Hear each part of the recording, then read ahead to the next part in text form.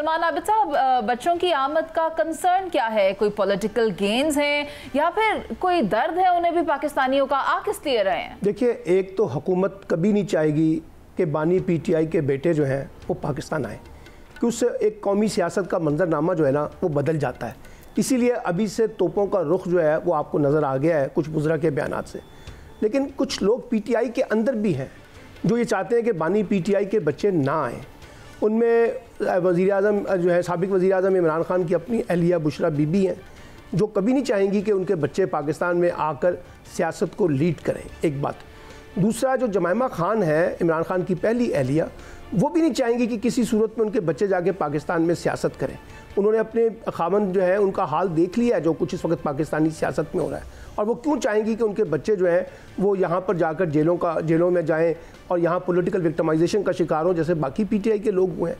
इसी तरीके से जो जमाइमा खान है वो ये समझती हैं कि जो अलीमा खान है उनकी ज़ाती ख्वाहिश है कि वो इस वक्त जो है ना वो लीड करें, दोनों बच्चे पाकिस्तान आएँ।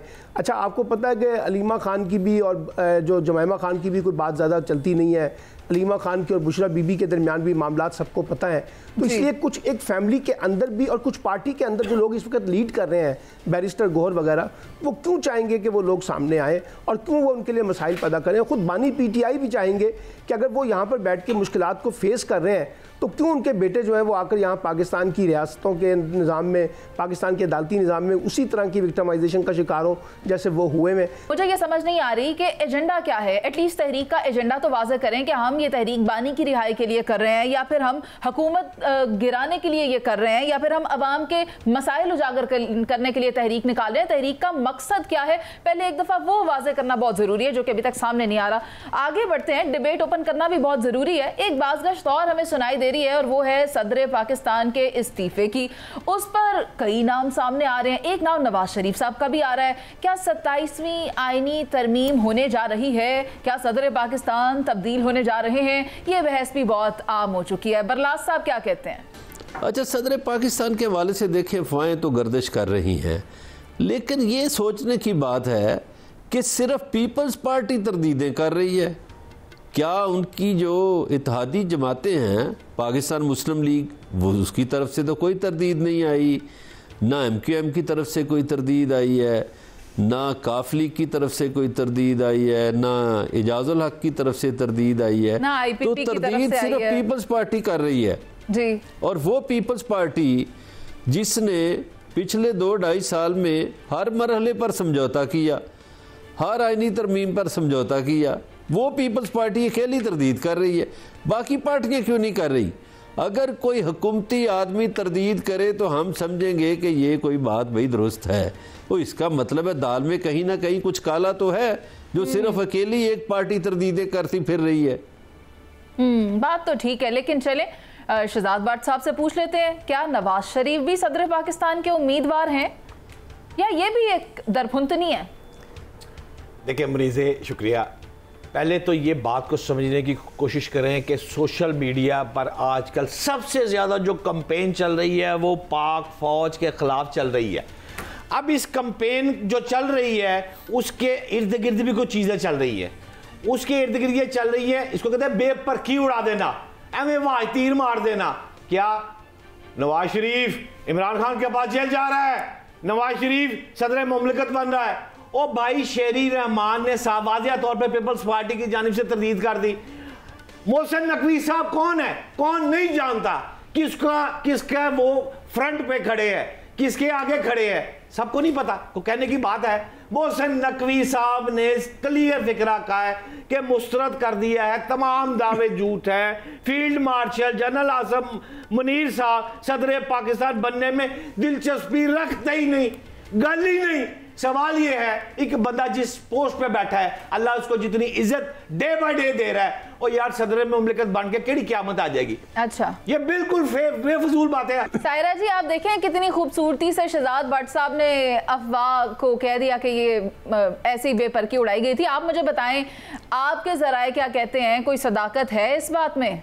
मुनीज़े खुदा के वास्ते सदर ज़रदारी के उस कुर्सी पर बैठने से ना यहाँ गरीब के वो कहते हैं ना कि घर में कोई दाने पहुंचाए जा रहे हैं, ना कोई दहशतगर्दी खत्म हो रही है। कल एक आलिम दीन को वहां पर ये बाजोड़ ये कहाँ पर अमन जिरगे के थे वो क्या नाम था उनका, शाहजेब साहब, जेब खान, क्या सॉरी मैं नाम भूल गई हूँ उनको। फिर यहाँ जो टारगेट किलिंग होती है, अरे जो मर्जी उस कुर्सी पर बैठे, जो गरीब है उसके हालात नहीं संभलने वाले। आई एम सॉरी, मेरी बला से उस कुर्सी पर जो भी बैठे, ये फॉर्म 47 की हुकूमत है। अच्छा, यहाँ पर ये जिस मर्जी को बता दें। ठीक है, सायरा जी का ये कहना है कोई भी बैठे, अवामी मसाइल हल होने चाहिए, लेकिन मैं जो देख रही हूँ, मेरा ख्याल है सलमान आबिद साहब भी वही देख रहे हैं। सलमान आबिद साहब, आप मुझे बता दें, सायरा जी को तो सिर्फ अवामी मसाइल नजर आ रहे हैं, लेकिन क्या आपको वो नजर आ रहा है जो इस 27वीं तरमीम को करने के बाद मकासद हासिल किए जाने हैं? आप मुझे बताएं क्या क्या हासिल करने के लिए 27वीं तरमीम हो रही है?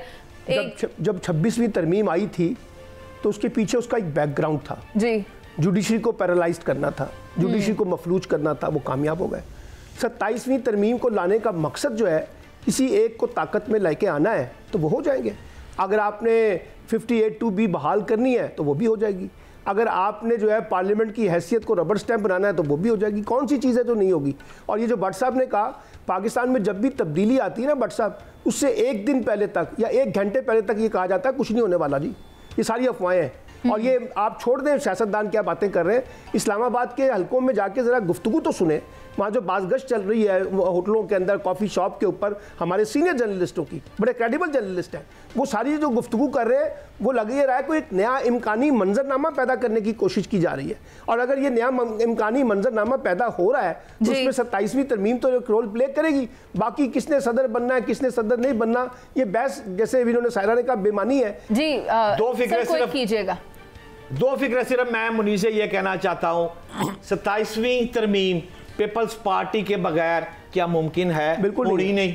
लिहाजा 26वीं तरमीम दूसरा फिक्रा, अभी उसमें कुछ तिश्नगी रह गई है, हाँ। उसको दूर करना है। और जिस गॉसिप्स की बात कर रहे हैं इस्लामाबाद के हलकों में, अच्छा। वो एक बहुत बड़ा जर्नलिस्ट है, यहां तक ठीक है, लेकिन उसकी टंग स्लिप हो गई है और उससे एक बोंगी खबर प्लेस हो गई है। बाकी इसमें शहजाद भट्ट साहब बात सिर्फ इतनी है कि वक्त और हालात साहब ने खबर दी थी ना जी, ये उससे 10 दिन पहले यहाँ पर कराची भी मैं कहीं बैठी भी थी और ये बात थी, और ये बात थी कि जो सर के ऊपर हाथ था वो हल्का सा हटा लिया गया, तो उनकी खबर गलत नहीं है। एक और छोटी सी बात सुन ले, मतलब कि नहरों के मामले पर हाथ हटा लिया गया, ये कहना चाह रही है। एक और छोटी सी बात सुन ले भट्ट साहब, बताइए।